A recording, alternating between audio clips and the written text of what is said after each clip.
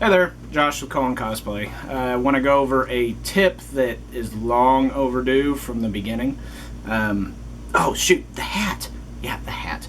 I had to find an excuse to wear this because it started out as Bat Pope, but the reason for it, details, that's this video.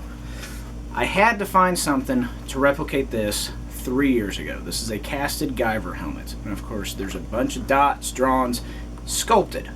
And one thing I had somebody mention, you can't replicate organic type stuff. Now, 3 years ago, foam building was kind of in its infancy. It wasn't brand new, but there was a lot of people that had their doubts. But for the texture, this is a 5-in-1 hobby wood burner from Harbor Freight. It's $8.99. Now, I have used this on a lot of suits. I used it on my Guyver. And this way it heats the foam so you can actually sculpt it. I'm using it on Perfect Cell. I used it on 5 sets of Predators. And all you have to do is change the type of tip you use or the way you actually angle the foam. Used it on the Predator Guyver. And it actually looks, what I like about it, it's versus the cast helmet, the details that are actually in the vents look like the cast helmet. But I used it here. I actually detailed all underneath it with the dotting method. Drew the lines up here. All that was done with the wood burner. The entire suit, same way. That's how I made the foam look organic. And this is just regular spray paint gloss, which is why it looks like that. But just adding that effect to your foam brings it to another level. I also used it on my Recon Helmet, the designs that kind of went into that. I know a lot of people use the X-Acto knife and then they'll heat it up to separate it out. But sometimes I want the thicker look so you can actually see it in photos and you can see the details from afar versus all the close-up stuff. But the thing with the wood burning technique is that it hides the seams pretty well after you actually apply it to the foam.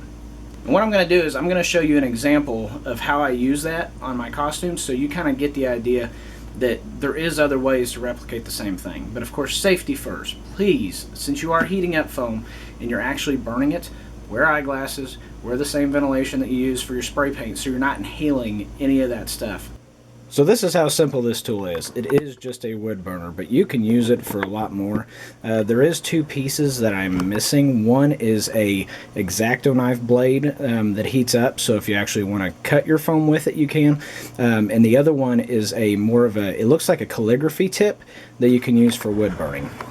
But these are the ones that I still have left after using this thing for, shoot, it's been 2 years on this one.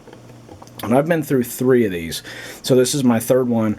After a while, because I've been doing full suits, it does come loosen on the inside because of how constant I actually use this tool whenever I'm detailing stuff.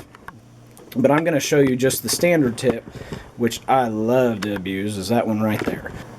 Okay, so once again, please, safety first. If you're not in a well-ventilated area, or you're going to have the smoke coming up to your face, wear your mask, wear your goggles. Alright, so as far as detailing, I usually draw out the trim so I can get the exact same length throughout the build, and I go whatever direction is more comfortable for me for how I'm sitting or how I'm drawing.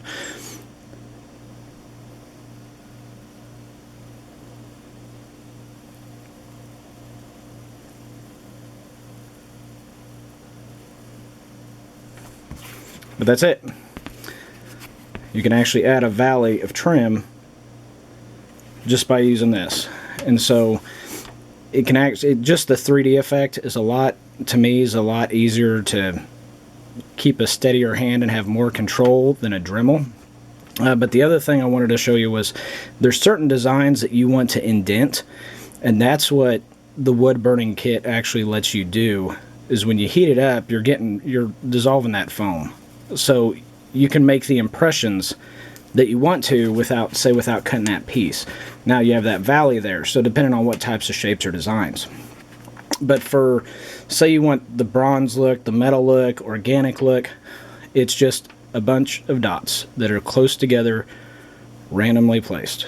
And you can overlap, you can do whatever, but that's all it is. And once you throw plasti dip on there, or once you seal it with whatever you do, it looks great depending on what angle you have. So just doing that,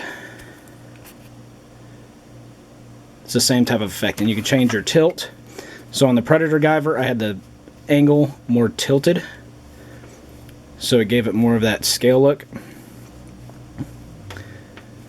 And of course, if you want less, just do the tops. And a lot of people do the Dremel work, but I think, to me, it just looks like it's way too big when it's indenting. So if you want smaller ones, that's what you can use for it. When you change your tips, that's when you can do the vent designs. But that's it. That's as simple as it is. It's just a lot of time of me dot, dot, dot, dot, dot, dot, dot, dot, dot, dot, dot, dot, dot. And if you go through my builds, you'll see several posts that's all I'm putting, dot, dot. That's all I accomplish in one night. Maybe it takes 30 minutes to do an entire arm, but it's with these series of dots that give it that effect and puts it above your other suits. Hope that helps. Hope it does something for you. Good luck on your builds.